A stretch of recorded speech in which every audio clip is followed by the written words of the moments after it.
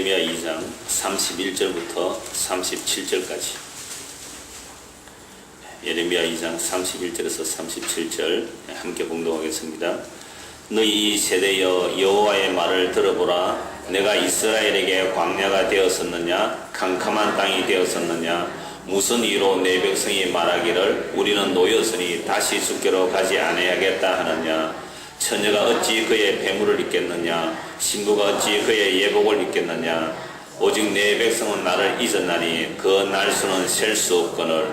내가 어찌 사랑을 얻으려고 내 행위를 아름답게 꾸미느냐. 그러므로 내 행위를 악한 여자들에게까지 가르쳤으며 또 내 옷단에는 죄 없는 가난한 자를 죽인 피가 묻었나니 그들이 담구멍을 뚫었기 때문이 아니라 오직 이 모든 일 때문이니라. 그러나 너는 말하기를 나는 무죄하니 그의 진노가 참으로 내게서 떠났다 하거니와 보라 내 말이 나는 죄를 범하지 아니하였다 하였으므로 내가 너를 심판하리라. 내가 어찌하여 내 길을 바꾸어 부지런히 돌아다니느냐. 내가 아수르로 말미암아 수치를 당함같이 또한 애굽으로 말미암아 수치를 당할 것이라. 내가 두 손으로 내 머리를 사고 거기서도 나가리니 이는 내가 의지하는 자들을 나 여호와가 버렸으므로 내가 그들로 말미암아 형통하지 못할 것임이라. 아멘. 오늘 35절 말씀 보시기 바랍니다. 그러나 너는 말하기를 나는 무죄하니 그의 진노가 참으로 내게서 떠났다 하거니와 보라 내 말이 나는 죄를 범하지 아니하였다 하였으므로 내가 너를 심판하리라. 오늘 설교 제목이 심판받는 이유입니다. 심판받는 이유가 뭐라고 합니까? 방금 읽은 말씀에서 나는 죄를 범하지 아니하였다 하였으므로 심판을 받는 겁니다. 우리는 다 죄인이라서 죄 때문에 심판받는 건 맞습니다. 그런데 죄로 인하여 심판받는 것으로 끝이라면 구원받을 자는 아무도 없습니다. 그런데 그 죄를 알고 회개하면 용서해 주시죠. 그래서 용서로 구원을 받습니다. 그런데 오늘 말씀해 보니까 이스라엘 백성들이 용서를 받지 못하는 이유가 있습니다. 왜 용서를 못 받는 거죠? 나는 죄가 없다라고 하니까 용서를 받지 못하죠. 그래서 우리가 하나님을 알 때 하나님이 어떤 분이냐면 우리는 흔히 하나님을 사랑의 하나님으로 알고 있습니다. 물론 하나님 사랑의 하나님 맞습니다. 그러나 사랑의 하나님을 알기 전에 하나님은 매일 분노하시는 하나님입니다. 왜 하나님이 매일 분노하시는가 하면 시편 7편에 보면 하나님은 의로우신 재판장이시기 때문에 매일 분노하신대요. 하나님의 속성, 공의로운 하나님이시기 때문에 의로우신 하나님이시기 때문에 죄를 보면 분노하실 수밖에 없습니다. 그래서 하나님께서 이 세상을 보실 때에는 늘 분노하시는 하나님입니다. 그래서 시편 7편 11절 14절 제가 읽어드리겠습니다. 하나님은 의로우신 재판장이시며 매일 분노하시는 하나님이시로다. 사람이 회개하지 아니하면 그가 그의 칼을 가시며 그의 활을 이미 당겨 예비하셨도다. 죽일 도구를 또한 예비하시며 그가 만든 화살은 불화살들이로다. 악인이 죄악을 낳으며 재앙을 베어 거짓을 낳았도다. 그러니까 하나님께서는 의로우신 재판장이시기 때문에 죄를 보면 불의를 보면 심판하실 수밖에 없는 거죠. 그래서 매일 분노하면서 하늘에서 지금 뭐하고 계신다고요? 칼을 갈고 계십니다. 죽을 기계를 화살을 딱 당겨 준비했다는 거죠.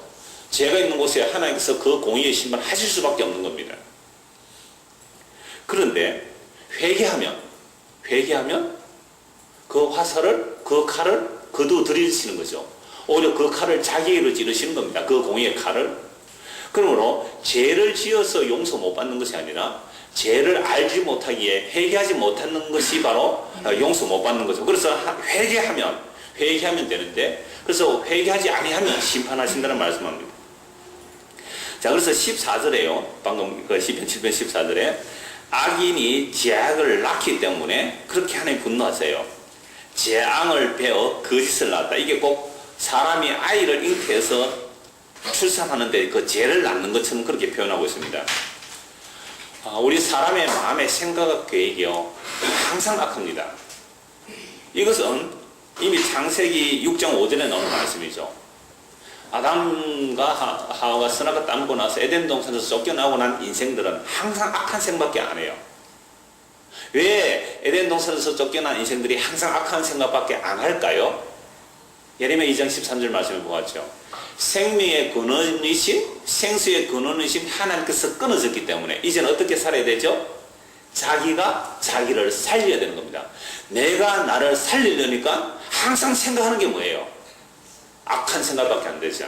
그러니까 내가 살기 위해서 누구를 죽여야 됩니까? 동물을 죽여야 되는 겁니다. 식물을 해쳐야 되잖아요. 다른 사람을 죽여야 되는 겁니다. 내가 살기 위해서. 그러니까 내가 살려고 하는 이게 죄예요. 그래서 성경은 살고자 하면 죽을 것이라고 그랬잖아요. 나를 위해서 죽는 자는 살 것이라고. 우리가 이 땅에 태어나서 다 살려고 하잖아요. 그러니까 에덴에서 쫓겨난 인생은 사는 그 자체가 항상 악해. 그래서 하나님께서 노아 홍수로 천지를 다 심판하고 청소합니다. 청소하고 나면 좀 깨끗해집니까? 아니요. 하나 더 붙습니다. 홍수 전에는 항상 악하다 그랬는데 홍수 이후에는 창세기 8장 2절입니다. 앞에는 6장 5절이고요. 어려서부터 항상 악하대요. 어려서부터 항상 악하다. 그러면 이러한 말씀에 우리가 전적으로 동의가 되는지 한번 점검해 보시기 바랍니다. 그래서 예수님께서는 사람의 속에서 나오는 것이 사람을 더럽게 한다. 입으로 들어가고 손을 안 씻고 먹은 그게 사람을 더럽게 하는 것이 아니고 속에서 나오는 것이 사람을 더럽게 한다고 했는데요. 그 속에서 나오는 것이 바로 마태복음 15장 19절에 보면 악한 생각, 살인, 간음, 음란, 도둑질, 거짓증언, 비방이라고 합니다. 자, 여기 악한 생각은 방금 창세기에서 말씀드린 대로요. 항상 악한 생각을 해요. 왜? 내가 나를 살리기 위해서. 내가 나를 살리는 일에 다른 사람들이 방해가 되는 거예요. 다른 사람들이 방해가 되는 거야. 내 경쟁 상대를 다 미워요. 그럼 학교에서 애들이요 서로 경쟁하잖아요. 심지어 형제들 간에도 다 경쟁하지요. 그러니까 나보다 잘난 형제들 있으면 미워요. 그게 뭐예요? 살인입니다. 미워하는 것이 곧 살인이라고 그랬잖아요. 살인 다 하는 거예요. 간음, 음란. 나는 간음 안 했는데 아니에요. 음욕을 품어도 간음이고 음란이며 예수님보다 다른 것들을 더 사랑한 것이 전부 다 간음이며 음란이거든요. 도둑질? 이 천지 만물이 만유의 주가 주님이신데 내가 만유의 주인 된 그 주님을 주로 믿지 않고 내가 주인으로 살아가니까 이게 다 뭐예요? 전부 도둑질이에요. 내 것을 내 것이야. 주님 것을 내 것이라고 주장하고 살아가니까 전부 우리는 도둑질하고 사는 겁니다. 그래서 지난주에 도둑들이었죠. 제목이. 거짓증은 진리를 말하기 싫어합니다. 사람들 사이에 진짜 진리를 싫어하고 거짓된 증언을 좋아합니다. 거짓말을 좋아하는 거예요. 지어낸 말을 좋아하는 겁니다. 거짓 증언을 좋아하는 것. 비방? 진리를 말하는 자를 비방을 하죠. 자, 이러한 속에서 나오는 이런 악한 생각들을 아까 10편 714절에는요 공동번역은 참 잘 표현하는데 이렇게 표현합니다. 악한 생각 빚어서 몸속에 사악을 품었다가 속임수를 낳는 원수들아. 악한 생각 우리 마음속에 뭐 한다고요? 빚는 거예요. 그러니까 잉태된 거예요. 악한 생각을 딱 빚어가지고 그걸 몸속에서 그러한 사악을 딱 품고 있다가 아이를 낳듯이 딱 놓았는데 그게 뭐예요? 속임수라는 거예요. 그럼 오늘 하루 살면서 몇 번 속이고 사셨나요? 이웃을 또는 내 자신을. 그런데 심지어 문제는 자기가 속는 줄도 모르고 속고 있거든요. 또 속이고 있고 속이기도 하고 속기도 하고 스스로 속기도 하고 남을 속이기도 하고. 우리가 이런 말씀에 제가 방금 몇 곳 말씀을 읽었습니다만 이런 말씀에 여러분들이 정말로 전적으로 아멘, 예, 그렇습니다. 마음의 생각과 계획이 어려서부터 항상 악하다는 그 죄인이 바로 저입니다. 우리 속에서 나오는 것이 살인과 간음과 악한 생각들과 음란과 도적질과 비방들입니다. 예, 그 사람이 바로 저 맞습니다. 라는 인정이 진실로 나오느냐 말입니다. 지난주에 오후 예배 때 그 세 분이 오셨는데요. 네, 구체적인 이름들은 잘 언급을 안 하겠습니다. 개인적인 프라이버시들이 있기 때문에 두 분은 한 분은 은퇴하신 장로님, 한 분은 은퇴하신 권사님이에요. 인상이 참 좋았어요. 아주 평안하고 우리가 흔히 은혜 받았다는 그런 얼굴들, 온유하고 좀 고생 없이 살았던 그런 표정들의 모습이었어요. 특히 권사님 보니까요. 근데 아들이 이 얘기는 해야 되겠죠. 아들이 미국의 대학교 교수님인데 김승우 목사님 설교를 듣다가 제가 나온 설을 봤대요. 그 서문학교에서. 그래서 요 근처 사시니까 부모님을 모시고 이제 저에게로 온 거예요. 이분들이 다 장로님 권사를 은퇴하셨어요. 그런데 이 아들이 이제 1년에 한 번 또는 두 번 들어오면 꼭 부모님에게 가서 이제 전도를 하는 거예요. 전화로도 전도하는 거죠. 어머니, 아버지, 그렇게 믿는 것으로는 천국 못 갑니다. 복음을 똑바로 알고 믿어야 됩니다. 전하니까 화가 날 거 아니에요. 그래서 그래도 한 1년 전부터 꾸준히 그렇게 전했더니 그 어머니가 그 서문학교 설교를 쭉 이렇게 들었대요. 그러면서 어느 정도 수긍을 한다는 겁니다. 수긍이 되는데, 근데 또 다른 그 일반적인 그런 설교 하잖아요. 그게 되면 그것도 아멘을 하는 거예요. 예를 들면 여러분 몸이 아프신 분, 지금 다리 아프신 분, 가슴 아프신 손 대십시오. 그 설교 들으면 손 대는 거예요. 이렇게. 그렇게 따라 한다는 거죠. 그러니까 이 아들이 얼마나 답답했을까요? 그래서 한 40분 넘게 이야기했습니다. 우리 집사님 세 분 계시는데 다 같이 앉아서 얘기 들었거든요. 이 제 말이 아니고 이렇게 다 증인들이 있습니다. 3명 이상의 증인들이 있는데. 그러니까 자기는 그 죄인이 아니라는 말을 했잖아요. 뭐 조그만 죄는 인정하죠. 윤리 도덕적인 죄 또는 뭐 교회 선물 하라 하지 말라는 그런 죄에 부족하면 죄인이 왜 아니라고 하냐면 그런 작은 죄들은 자기가 상쇄시킬 수 있거든요. 그렇지만 내가 예수님을 죽인 죄인은 아니라는 겁니다. 그래서 제가 그 복음 칼럼 얘기를 했거든요. 한 사람만 있다 할지라도 예수님은 당신을 위해서 왔겠는데 하니까 그 토끼가 그랬잖아요. 그럼 주님 사람이 많았기 때문에 나 혼자 있어도 오셨을 거야. 그랬을 때 또 묻죠. 그러면 너 혼자 있다면 예수님은 누가 죽이지? 예수님이 죽지 않고서는 구원할 수가 없거든요. 예수님이 대신 죽지 않고는 구원할 수가 없는 거예요. 그래서 우리는 반드시 예수님을 죽여야 되는 자입니다. 내가 예수 죽인 자로 드러나야 그게 구원이 일어나는 회개가 일어나거든요. 근데 내가 예수 죽인 자가 아니면 예수님의 구원과 아무 상관없는 자가 되는 겁니다. 제가 이 말씀으로 도전을 했거든요. 그러니까 그래도 나는 예수님 죽인 죄인은 아니라는 거예요. 들으셨죠? 예수 죽인 죄인은 아니래요. 아마 들으신 분들도 뭐 동의를 하는지 안 하는지 잘 모르겠습니다만. 자, 이게 왜 문제냐면 자기가 이런 거죠. 그러니까 어려서부터 아주 신앙생활 열심히 잘 하신 분이에요. 그래서 교회에서 하라는 것을 더 넘치게 하신 분이에요. 교회에서 하라는 더 넘치게 하신 분. 그리고 기도를 얼마나 많이 했는지 자기 기도에 대한 자부심도 있는 거예요. 왜?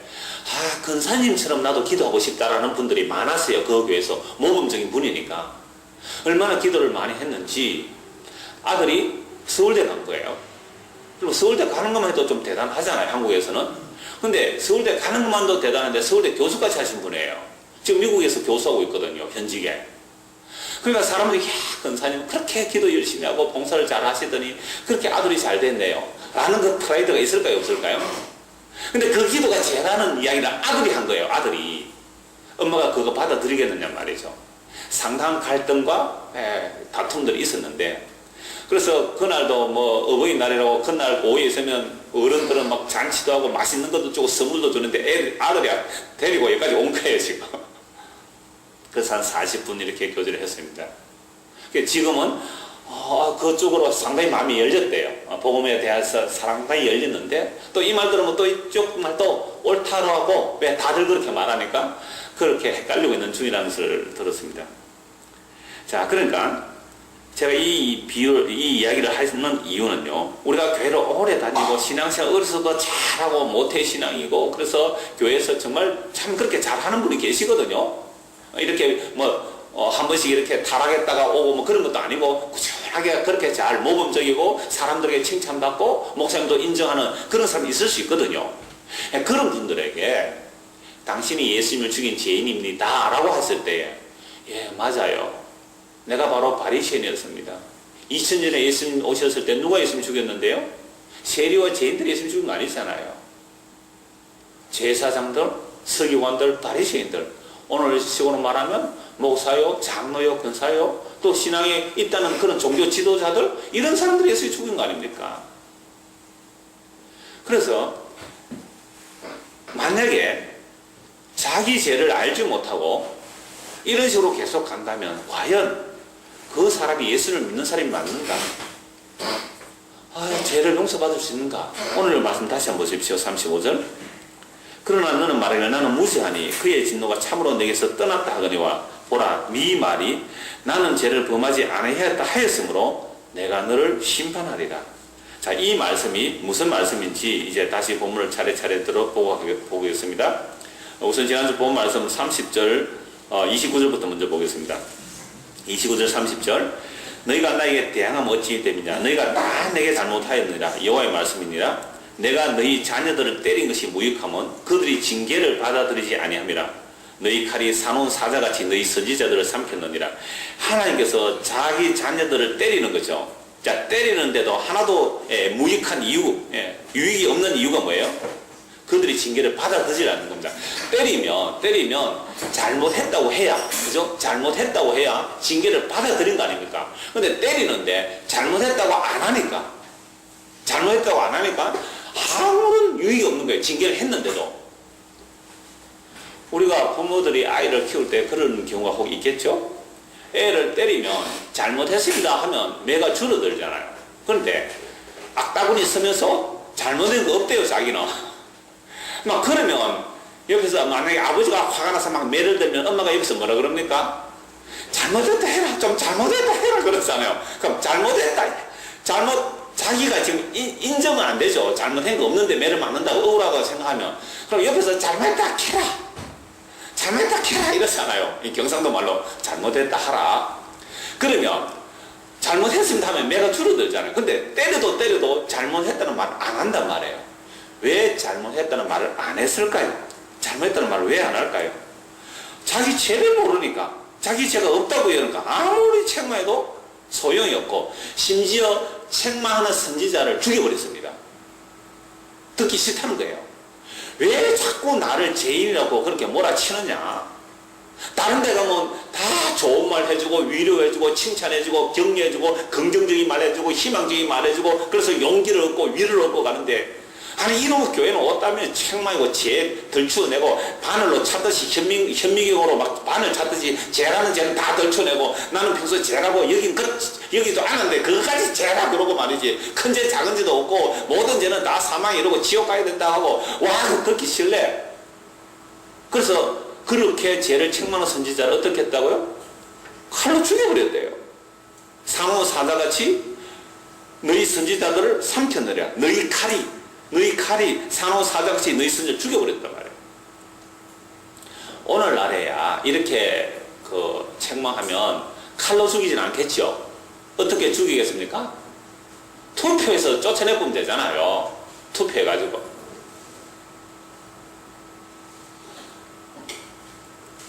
자, 31절 봅니다. 너희 이 세대의 여호와 말을 들어보라. 얼마나 답답했어요. 동네 사람들아, 내 말 좀 들어보소. 이렇게 하는 거 안 같아요?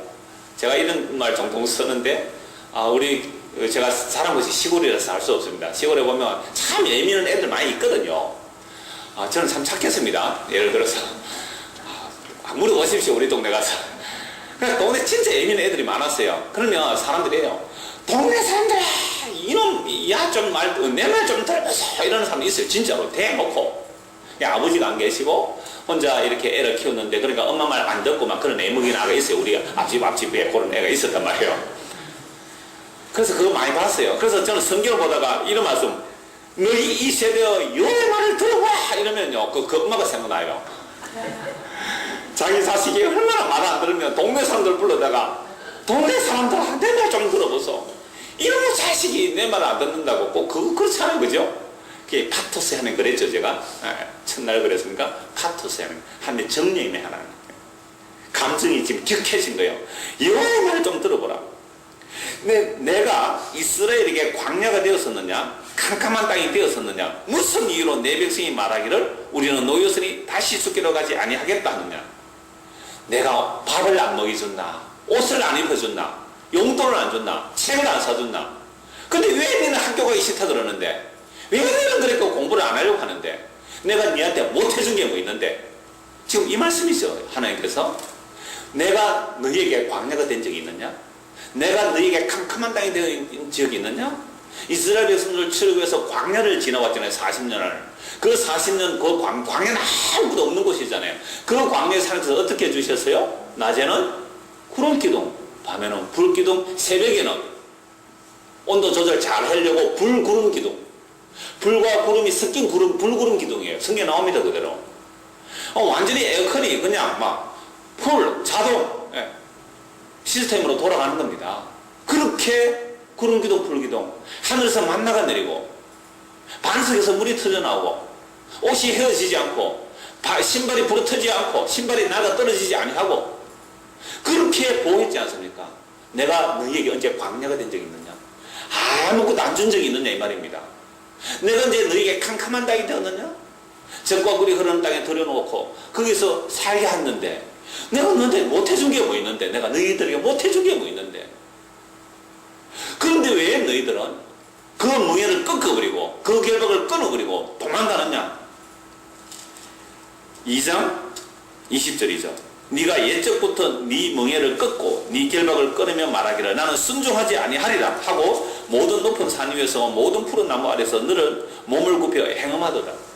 하나님이 못해준 게 없는데 그런 하나님을 버리고 끊임없이 결박을 벗어버리고 매일 결박을 끊어버리고 멍에를 꺾어버리고 도망가는 겁니다. 그러면서 하는 말이 이제 우리가 놓였으니 다시 주께로 가지 아니하겠다. 이러고 있는 거예요. 여러분, 하나님의 답답한 심정을 아시겠습니까? 오늘 우리 보고 하시는 말씀이에요. 내가 너한테 뭐 잘못했는데 너는 나를 그렇게 멀리하느냐? 내가 너에게 뭘 부족한 것이 있었느냐? 포도밭을 만들어 놓고 그 포도나무 비유해서 그렇게 하잖아요. 포도를 다 이렇게 그 상품 포도나무 고 돌을 골라내고 그름을 주고 지주들을 세우고 울타리를 세우고 포도주 털을 만들고 완벽하게 다 갖춰놨다. 그런데 왜 들포도를 맺혔지? 내가 더 해줄 것이 없을 정도로 완벽하게 해줬다. 내가 뭔가 부족했다면 더 해줬을 것이다. 다윗에게도 그러잖아요. 내가 너한테 부족했으면 이것저것 더 줬을 것이다. 그런데 왜 너 우리아 죽이고 그 안에 바시바 차지했느냐? 내가 너에게 부족한 게 뭐 있었느냐? 목동으로 살다가 왕이 되었는데 내가 부족했다면 딴 거 더 주었을 거다. 그렇게 책망하잖아요. 다윗이나 이 예레미야 시대 사람이나 똑같아요. 32절 처녀가 어찌 그의 폐물을 입겠느냐? 신부가 어찌 그의 예복을 입겠느냐? 오직 내 백성은 나를 잊었나니 그 날수는 셀 수 없거늘. 보세요. 처녀가 약혼한 남자에게서 폐물을 받는 겁니다. 결혼하기 위해서 폐물을 받았잖아요. 그럼 약혼자가 서로 이 커플링을 준 거예요. 커플링을. 근데 어느 날 보니까 여자의 손에 뭐가 없어요? 커플링이 없는 거예요. 왜 없었어요? 다른 남자를 만나러 간 거예요. 다른 남자 만나러. 지금 그 이야기입니다. 처녀가 폐물을 남자에게 받았다면 그 폐물을 잊어버릴 수가 없죠. 나는 이제 곧 그 사랑하는 님과 함께 결혼할 거다. 근데 어찌 그 폐물을 잊어버리느냐? 신부가 어찌 그의 예복을 잊어버리겠느냐? 그러니까 신랑 측에서 예단을 보내잖아요. 신부 예복을. 근데 예복을 맞춰서 딱 준비가 있어야 되는데, 그래서 요한계시록 보면 그 옷을 지키는 자가 복이 있고 그 옷을 더럽히지 않는 자가 복이 있다고 그런 말씀 계속 하잖아요. 신부가 예복을 잊어버릴 신부가 있어요. 다른 건 다 있어도 결혼식 갈 때 유일한 입고 나갈 옷, 그 예복을, 그 의의 옷을 잊어버린다 이 말이죠. 그러니까 처녀가 폐물을 잊어버리고 신부가 그의 의복을 잊을 수 있습니까? 없습니까? 없습니다. 그런데 지금 이스라엘은 하나님을 잊어버린 거예요. 남편 대신 하나님을 잊어버린 거예요. 그래서 하나님의 남편이고 지금 이 이스라엘은 여자예요. 아내예요. 그래서 내 백성이라 해요. 내 백성. 내 백성이 여섯 명사예요. 하나님이 남편이니까 내 백성. 근데 이렇게 바람을 피고 말을 안 듣고 있어도 하나님은 뭐라고 불러주세요 지금? 내 백성. 내 백성. 그러니까 지금 하나님이 답답한 거죠. 야, 내가 너에게 뭘 부숴? 내가 폐물 줬잖아. 그 폐물 다 팔아먹어버렸어요. 어디에요? 다른 남자 만난다고.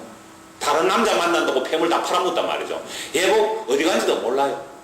바람 핀다고 지금 그 말씀 하는 겁니다. 그러니까 이들이 그럴 수 없는데 이렇게 했다 이 말이죠. 자, 신부는 처녀는 폐를 잊을 수 없고 신부는 그의 예복을 잊을 수 없는데 오직 내 백성은 나를 잊었다. 어느 정도로 많이 잊었어요? 그 날수는 셀 수 없을 만큼 잊었다. 여러분, 하루를 이렇게 살아가면서 하나님에 대한 의식 얼마나 하십니까? 하나님에 대한 의식. 하나님이 나를 보시는데, 하나님과 동행하는데, 사물을 보고 사건을 보고 뉴스를 보면서 그 하나님 앞에서 하나님과의 관계됨 속에서 얼마나 세상을 보느냐 말이에요. 저는 뭐 직업이 목사라서 늘 그렇게 보죠. 사건이든 무엇이든 간에 여러분들이 목사 아니더라도 예수님을 믿는 사람이라면 모든 사건을 예수님과 함께 동행하면서 내가 예수 안에 예수님 내 안에 있다면 예수님과 동행하면서 예수님과 함께 사건을 보아야 되는 거잖아요. 그러면 그게 바로 주님 앞에서 살아가는 의식이거든요. 의식. 형식적인 의식이 아니라 뜻이 주님과의 동행하는 그 의식적으로 살아가는 거예요 말이죠. 근데 우리는 늘 잊어버리잖아요. 지금 이 이야기를 하는 겁니다. 나는 너를 잊지 않았는데, 나는 졸지도 않으면서 내가 너를 잊지 않는데 너는 어떻게 날 그렇게 잘 잊어버리니? 너는 어떻게 그렇게 날 잘 그 잊어버리는 할 수가 셀 수 없을 정도로 우리가 10년을 주님을 믿는다고 하면 10년 동안 10년 같으면 날수로 며칠입니까? 3650일 맞습니까? 네, 3650일 동안 예수를 믿었다 합시다. 3650일 동안 주님 생각한 건 며칠 돼요? 헤아릴 수가 없어요. 그 말씀을 하는 거죠, 지금. 하나님 직접 말씀하세요. 답답해가지고. 그뿐 아닙니다. 33절. 네가 어찌 사랑을 얻으려고 네 행위를 아름답게 꾸미느냐. 아니, 하나님이 주신 폐물, 하나님이 주신 예복, 그걸 가지고요, 바람피기 위해서 자기를 치장하고 꾸미는 거예요. 이게 무슨 말씀이냐면, 이스라엘 백성들이 아수르의 전에 돈을 주고 다른 나라가 쳐들어오면 아수르의 힘을 빌렸어요. 아수르가 망하니까 애굽에다가 돈을 주고 힘을 빌려오는 겁니다. 또 바벨론이 크면 바벨론에 돈을 주고 힘을 빌려오는 거예요. 하나님이 주신 폐물, 하나님이 주신 예복을 가지고 그걸 성전에 있는 금원을 가지고 이방 나라의 힘 구하러 가더라 이 말이죠. 원조를 요청하러 가는 겁니다. 지금 이걸 말하는 거죠. 오늘 이 시대에 말하면 나중에도 나옵니다만은, 그러니까 하나님께서 주신 것을 자기를 꾸며가지고 다른 사랑과 받으러 다른 사랑, 하나님의 사랑 싫다고 다른 사랑 얻으려고 네 행위를 아름답게 꾸미느냐.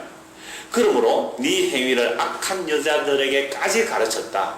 그러니까 이스라엘은요 제사장 나라입니다. 그래서 이스라엘 되면 여호와 하나님이 진짜 하나님이다, 다른 신은 가짜다, 이걸 보여주는 것이 이스라엘의 역할이에요. 그게 제사장 나라의 역할이거든요. 그래서 이스라엘이 여호와 하나님을 잘 섬기고 우상을 섬기지 않으면 다른 나라 사람들이 와, 이스라엘의 나라의 그 신이 진짜 신이구나 라는 제사장 나라의 역할을 해야 되는데, 이 이스라엘 나라 사람이 우상을 섬기러 쫓아가니까 주변에 있는 나라들, 그래 원래 악한 여자들이죠, 주변에 있는 나라들도 이스라엘을 따라 뭘 한다는 거죠?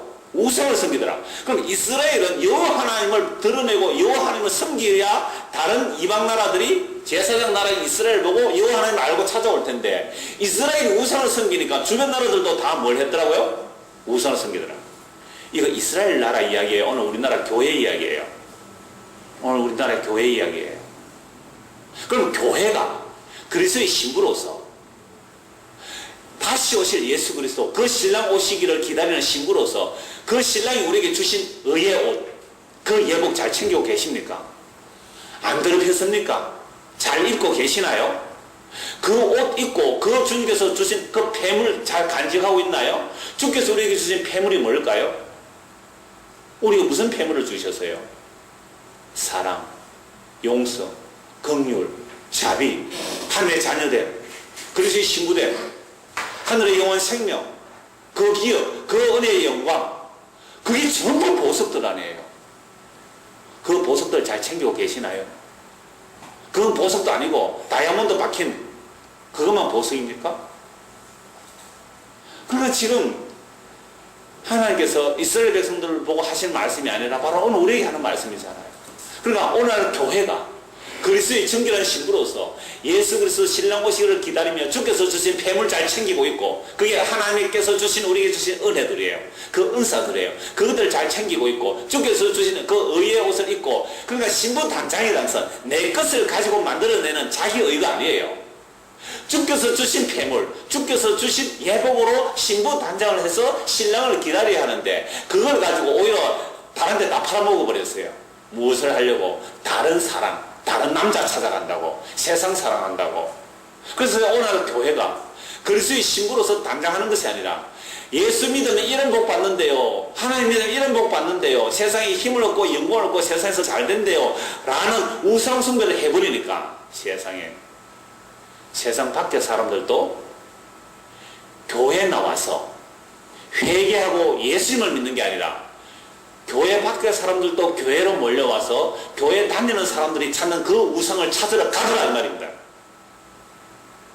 그 이야기잖아요. 이게 이스라엘이 여호와를 버리고 우상을 쫓아가니까 이방 나라가 우상을 따라가는 것처럼 오늘 교회가 그리스도의 신부를 기다려야 될 교회가 주님의 재림과 종말을 기다려야 될 교회가 세상의 영광을 쫓아가니까 예수 안 믿는 자들이 예수라는 우상 보고 쫓아와서 똑같이 우상 숭배하러 가고 있다는 것이 오늘 이 땅의 교회의 현실이 아닙니까?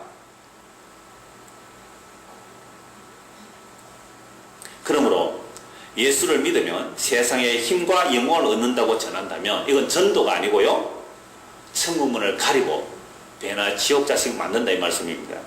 마태복음 23장 13절에서 15절 읽어드리겠습니다.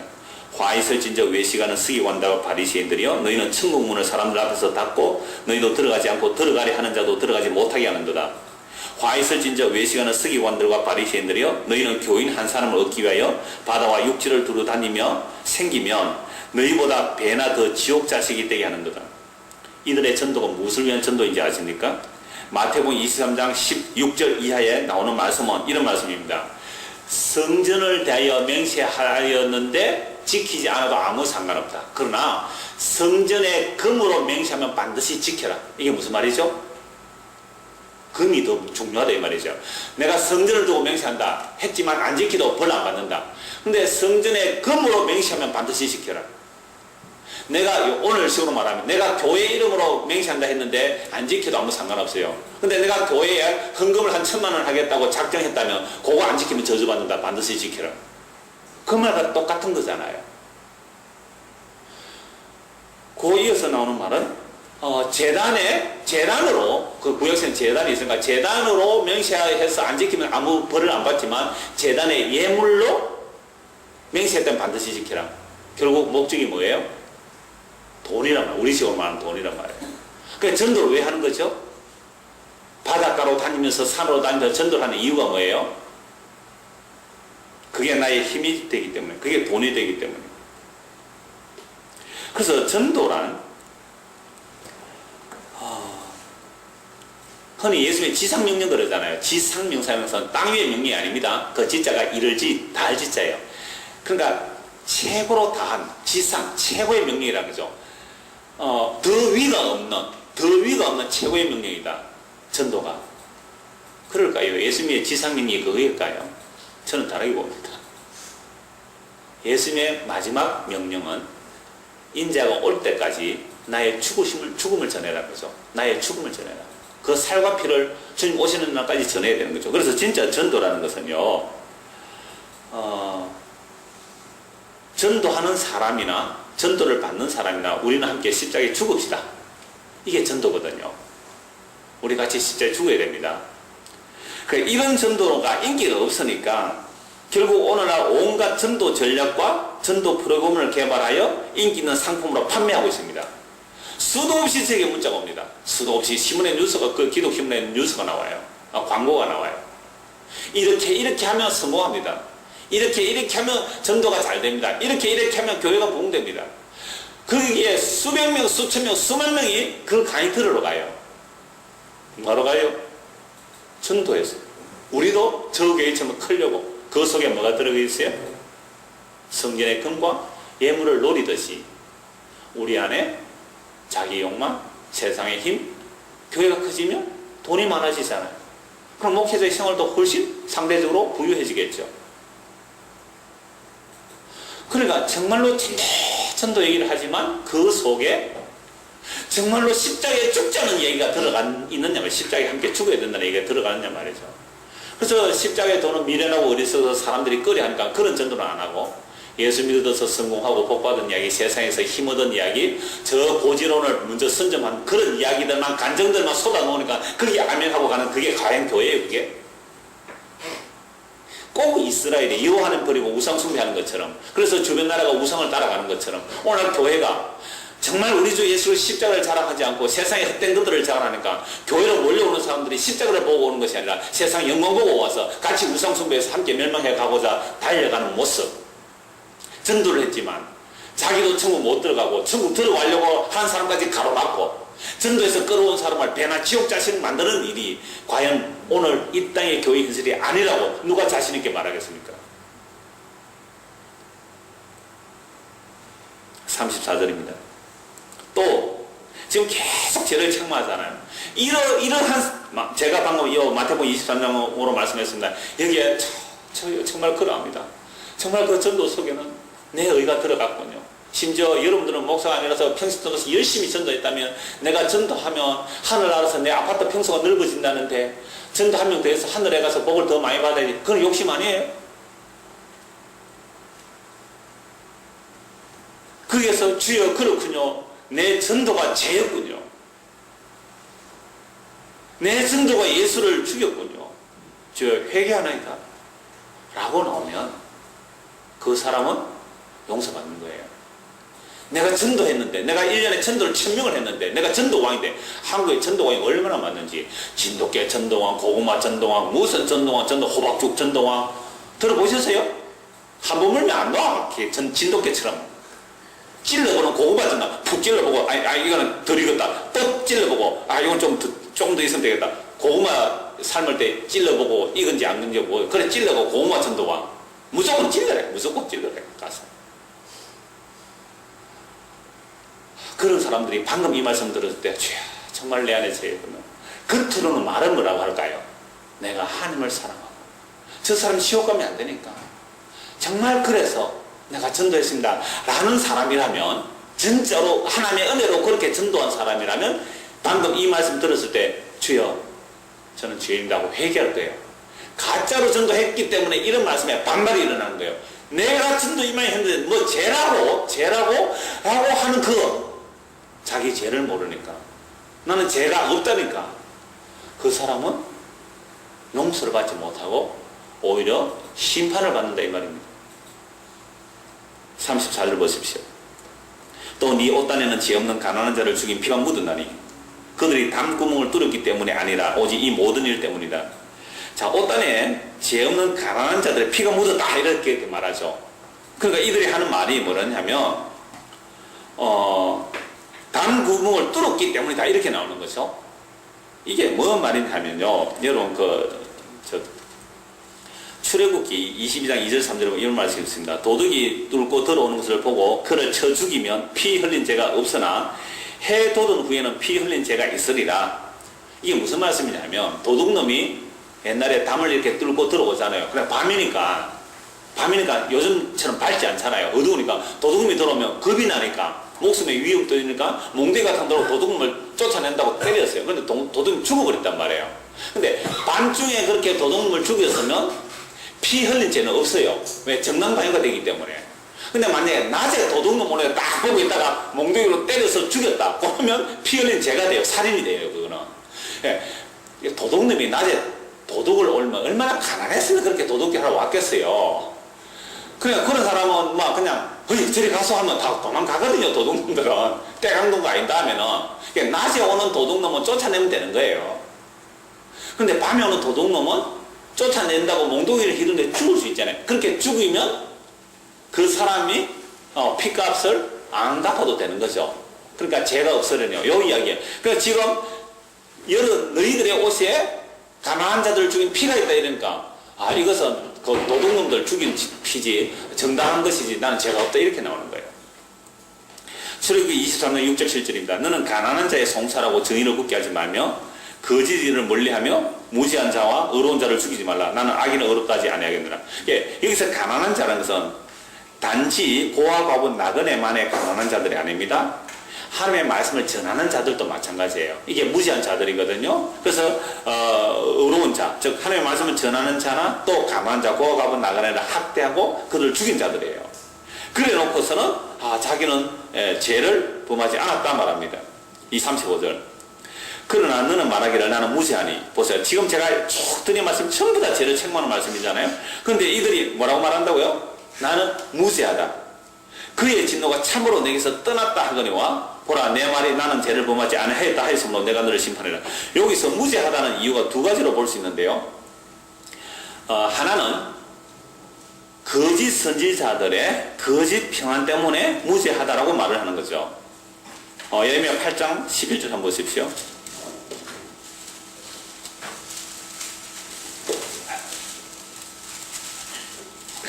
예레미야 8장 11절입니다. 그들이 딸 내 백성의 상처를 가볍게 여기면서 말하기를 평강하다 평강하다나 평강이 없도다. 그러니까 예를 들자면 수술해야 될 병을 반창고 하나 붙여주고는 다 나았습니다. 이렇게 했다 이 말이죠. 그래 거짓 평안 때문에 나는 죄가 없다. 그러니까 지금 하나님께서 심각하게 죄를 지적하고 있는데 자기는 죄가 없다라고 말하는 사람들은 무슨 소식을 들었기 때문에 거짓 평안의 소식을. 그래서 예레미야 우리 지난주에 봤잖아요. 도둑들 절기 잘 지키고 예물 많이 갖다 바치면 뭐로 보는 거죠? 재앙이 없습니다라고 한 거예요. 이거 미가서 3장 10절에서 11절에도 그 말씀이 나오는데요. 시온을 피로 예루살렘을 제약으로 건축하는도다. 그 두령은 뇌물을 위하여 재판하며 그 제사장은 삭을 위하여 교훈하며 그 선지자는 돈을 위하여 점치면서 오히려 여호와를 의뢰하며 이르기를 여호와께서 우리 중에 계시지 아니하냐 재앙이 우리에게 임하지 아니하리라. 자, 제사장은 뭘 하고요? 두령은 뭘 하고요? 뇌물을 위하여 재판하고 제사장은 삭을 위하여 교훈하며 선지자는 돈을 위하여 점쳐주고 제사장, 왕, 선지자 이걸 총체적으로 타락했죠. 자, 그런데도 말은 뭐라고요? 말은 우리가 여호와를 의뢰하니 여호와께서 우리 중에 계시니 재앙이 우리에게 오지 않는다. 여러분 한국의 큰 교회 설교도 한번 들어보십시오. 우리가 이렇게 주의를 섬기고 이렇게 주의를 지키고 이렇게 11조를 잘하고 이렇게 교회가 많고 이렇게 교회가 크고 이렇게 우리가 하나님을 위하고 있기 때문에 다른 나라는 다 어려워도 우리나라는 어렵지 않습니다. 우리나라는 더 승승장구할 것입니다. 할 수 없다 생각하지 마시고 할 수 있다 생각하십시오. 이런 얘기 라디오만 틀면 나오고 텔레비전 틀면 나오고 인터넷 켜면 나오고 미가서스는 똑같잖아요. 하나님이 우리 중에 계시니 재앙이 임하지 아니하리라. 재앙이 안 임하고 있는 그게 지금 재앙입니다. 심판이 안 임하고 있는 그게 심판이라니까요. 내버려 두니까 심판 안 하죠. 내버려 두었으니까 심판 안 하죠. 나왔죠. 그래서 두 가지요. 하나는 뭐예요? 거짓 선지자들의 거짓 평안 때문에 자기는 죄 없다 하고 한참 절기 짓고 예물 갖다 바치니까 하나님 우리 중에 계시니 절대로 하나님께서 재앙을 내리지 않습니다.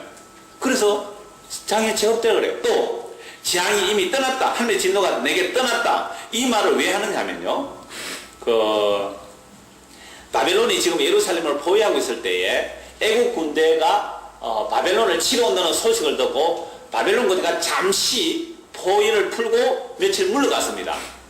그러니까 특히 하나냐 같은 거짓 선지자는 우리가 비록 바벨론 포로 잡혀 안 간다 그랬는데 잡혀갈지도 2년 만에 돌아온다 그랬잖아요. 그게 거짓 선지자들이에요. 70년 동안 포로 생활을 해야 되는데 그래서 바벨론 군대가 잠시 물러가니까 적들이 물러갔구나. 재앙이 우리에게 떠나갔다. 그러니까 봐라 내가 하나님께 예물을 드리고 기도했더니 재앙이 물러갔지 않느냐고. 나는 이제 죄가 없다. 예레미야 37장 보십시오. 예레미야 37장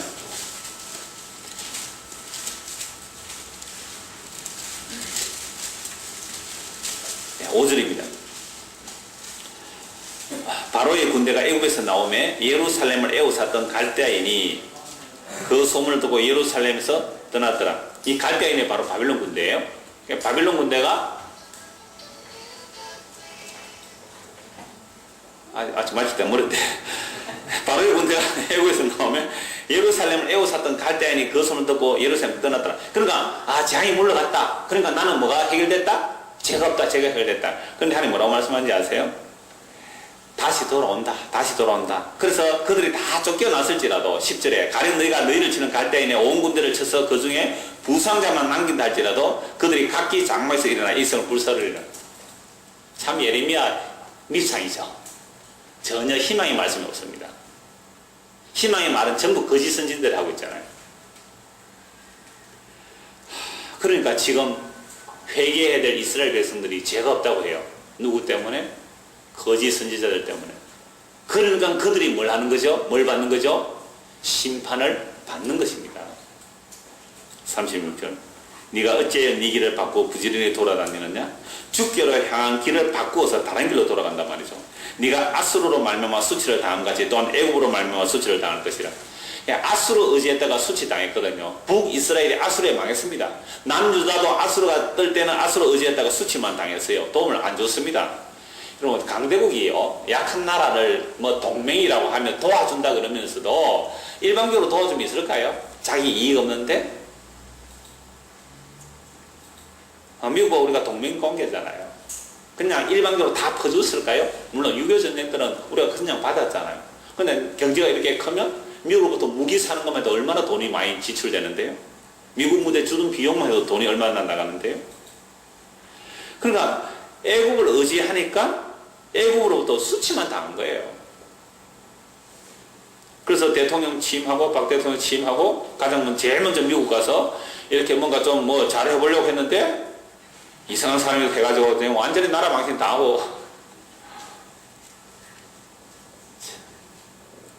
얼마나 지금 욕을 먹겠어요? 자, 그래서 애국을 의지했다가 보세요. 37년. 네가 두 손으로 내 머리를 사고 거기서도 나가니. 이 두 손으로 머리를 이렇게 샀다는 말은 부끄러워서도 그렇고 수치도 그렇지만 포로 잡혀갈 때 손을 묶어서, 손이 묶여서 이렇게 끌려가는 거예요. 자, 거기서 나가니 이는 네가 의지하는 자들을 나 여호와가 버려서므로 네가 그들로 말미암아 형통하지 못할 것이라.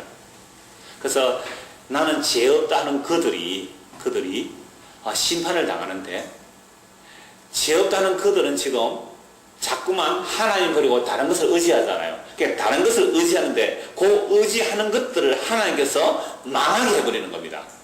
그래서 그 의지하는 것들이 망해졌을 때 부끄러워서 쫓겨나오는 그것이 바로 하나님의 사랑이다 이 말이죠. 이걸까지 말씀을 좀 다 드리려니까 시간이 조금 더 필요합니다. 조금만 더 말씀 보도록 하겠습니다. 이사야 30장 한번 보겠습니다. 이사야, 예레미야 바로 앞에 나오니까 이사야 30장 한번 보겠습니다. 이사야 30장 1절에서 5절입니다. 여호와께서 이르시되 패역한 자식들은 화 있을진저 그들이 계교를 베푸나 나로 말미암지 아니하며 맹약을 맺으나 나의 영으로 말미암지 아니하고 죄의 죄를 더하거든. 그러니까 이 이스라엘 백성들이 지금 하나님과 의논한 것이 아니에요. 자기들이 개교하고 맹약, 맹방이라 그러잖아요. 우리가 미국과 맹방이라 하듯이 이 이스라엘 백성들이 하나님과의 언약을 버리고 애국과, 즉 세상과 맹약을 한 겁니다.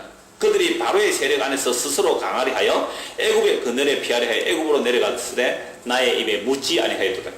그러므로 바로의 세력이 너희의 수치가 되며 애굽의 그늘에 피함이 너희의 수욕이 될 것이라. 애굽을 의지하려고 갔더니 애굽에 의해서 오히려 수치를 당하는 거죠. 애굽의 그늘에 피함이 너희의 수욕이 될 것이라. 그럼 미국이 우리를 얼마나 우습게 얘기면요, 아직도 미국 미 국무성에는 한국을 점령지로 찍혀 있대요. 점령지로. 아큐파이드 에어리아, 점령지라고. 그러니까 미군들이 와서 우리네 저희들을 얼마나 함부로 합니까? 장려촌에 가는 거야. 뭐 우리가 참 그것도 마음에 안 들지만 그럴 수 있다고 손치더라도 그냥 우리의 처녀들 함부로 건드려서 사건 사고 얼마나 많이 일어났을까요? 정말로 동맹국이라면, 정말로 도와준다면, 도와주는 마음으로 왔다면 그렇게 하면 안 되잖아요. 애굽을 의지하러 갔더니 애굽에게 도움을 받기는커녕 뭘 받았어요? 수치만 받았다 이 말입니다. 애굽의 그늘의 펴이 너의 수욕이 될 것이라. 그 고관들이 소안에 있고 그 하늘에서 이르렀으나 그들이 다 자기를 유익하게 하지 못하는 민족으로 말미암아 수치를 당하리니 그 민족이 돕지도 못하며 유익하게도 못하고 수치가 되게 하며 수욕이 되게 할 뿐이라. 애굽은 갈대라 그랬습니다. 갈대를 의지하면 그 갈대가 꺾여서 어깨를 찔리리라고 말했습니다. 자, 그러므로 이스라엘 백성들이 의지하려고 가는 이 애굽을 하나님께서 망하게 만들어 버립니다. 구약성경 에스겔 29장을 보십시오. 에스겔 29장. 이거 에스겔 할 때 본 말씀인데 다시 보도록 합니다. 에스겔 29장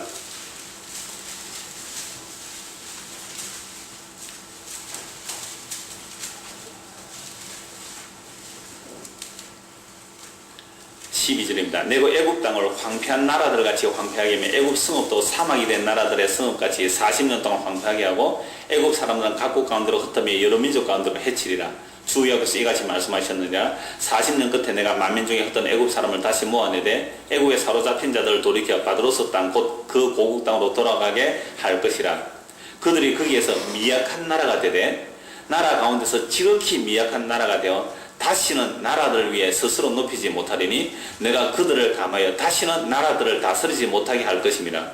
그들이 다시는 이스라엘 족속의 의지가 되지 못할 것이요 이스라엘 족속은 돌이켜 그들을 바라보지 아니하므로 그 제약이 기억되지 아니하리니 내가 여호와인 줄 그들이 알리라 하셨다 하라.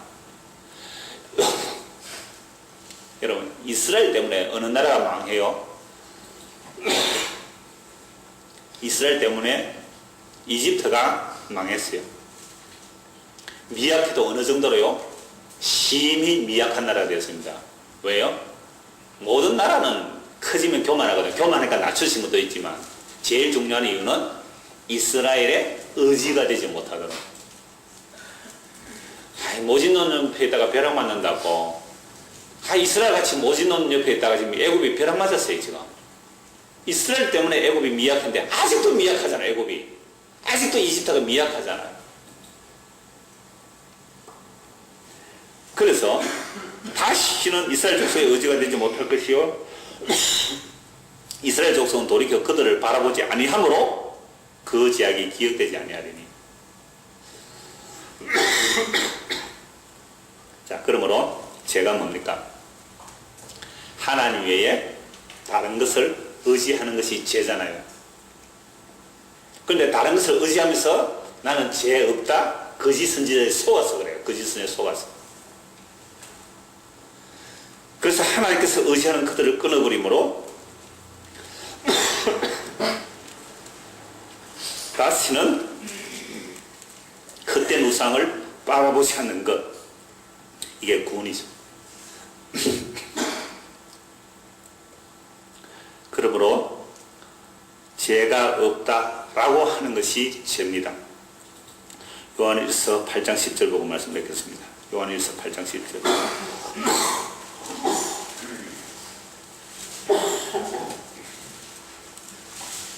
죄송합니다.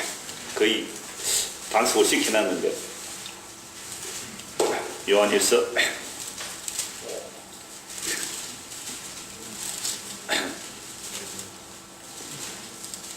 1장 요한일서 1장 8절에서 10절 말씀 우리 같이 봉독하겠습니다. 만일 우리가 죄가 없다고 말하면 스스로 속이고 또 진리가 우리 속에 있지 아니할 것이요 만일 우리가 우리 죄를 자백하면 그는 믿으시고 의로우사 우리 죄를 사하시며 우리를 모든 불의에서 깨끗하게 하실 것이요 만일 우리가 범죄하지 아니하여 하나님을 거짓말하는 이로 만드는 것이니 또한 그의 말씀이 우리 속에 있지 아니하나. 내가 죄를 범하지 않았다라고 한다면 하나님을 거짓말하는 자로 만드는 거예요. 왜? 하나님은 모든 사람이 죄인을 하셨기 때문에. 그래서 아까 예레미야 2장에서 나는 죄가 없다 하는 그게 심판이에요. 근데 자기 죄를 지금 책망했죠. 방금 제가 예레미야 2장 말씀으로 많이 책망을 했습니다. 물론 이건 저와 이론에 다 해당되는 내용입니다. 그 책망을 받을 때에 그 말씀과 성령께서 우리를 책망할 때에 주님의 사랑을 버리고 바람난 여자처럼 다른 남자를 쫓아간 그 이스라엘이 바로 저 맞습니다. 그 유다가 바로 저 맞네요. 라고 주님 그러합니다. 라고 인정한다면 이게 진리가 그 속에 들어왔기 때문에 진리의 말씀이 그 안에 들어왔기 때문에 가능한 거예요. 진리가 그 속에 들어오지 않았다면 나 그런 적 없는데요? 나 바람핀 적 없는데요? 나 가늠한 적 없는데요? 나는 하나님 잘 섬겼는데요? 나 죄 없는데요? 라고 나오게 되는 거예요. 그게 심판이에요. 그래서 하나님의 말씀과 성령은 우리로 하여금 계속해서 죄가 문제를 덜추어내는 거죠. 진리가 그 역할을 합니다. 그렇게 덜추어질 때마다 우리는 뭐라고 하면 되죠? 예수님, 바로 제가 이 사람 맞습니다. 제가 이 죄인 맞습니다. 라고 할 때 주님께서 뭘 해주신다고요? 저는 믿으시고 의로우사 우리 죄를 사하시고 우리의 죄를 기억조차도 아니하신다고 말씀합니다. 이 놀라운 은혜가 저와 여러분의 은혜가 되기를 소원합니다. 기도하겠습니다. 하나님 아버지, 우리는 급급하게 죄를 감추려 하고 죄를 덮어두려 하고 자기 죄를 인정 안 하려고 합니다. 그러나 말씀과 성령 반드시 우리의 죄를 덜추어냅니다. 그러할 때에 주여 성경에 나타난 그 모든 죄악들이 다 저의 죄임을 인정합니다. 세상에 일어나는 모든 악한 일들이 다 저의 죄임을 또한 인정합니다. 그리할 때에 주께서 그 죄를 용서하시고 의롭다 하시고 기억조차 아니하신다는 그 놀라운 용서의 죄가 얼마나 크고 좋은지 죄인됨의 기쁨을 거기서 맛볼 수 있는 그 용서 속에서 맛볼 수 있는 성도로서 살아가는 우리 모두가 되도록 은혜를 베풀어 주옵소서. 예수 그리스도 이름 받들어 기도드리옵나이다. 아멘.